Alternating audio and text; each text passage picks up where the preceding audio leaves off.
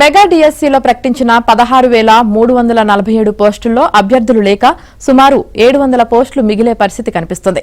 ఇప్పటి వరకు జరిగిన సర్టిఫికేట్ల పరిశీలనతో అధికారులు ఈ అంచనాకు వచ్చారు.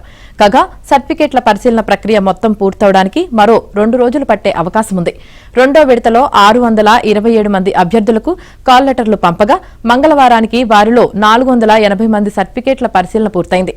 ఇవాళ మధ్యాహ్నానికి రెండో విడత ప్రక్రియ పూర్తి చేసి సాయంత్రం నుంచి మూడో విడత పరిశీలన ప్రారంభిస్తారు.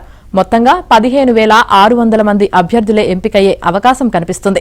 మిగిలిన పోస్టులను తర్వాత డిఎస్సీలో భర్తీ చేస్తారు.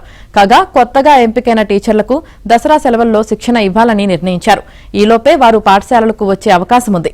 మొత్తం ప్రక్రియ పూర్తయ్యాక ఎంపికైన వారి జాబితాలు ప్రకటిస్తారు. అనంతరం ప్రత్యేక కార్యక్రమాలు నిర్వహించి అపాయింట్మెంట్ ఆర్డర్లు ఇస్తారు.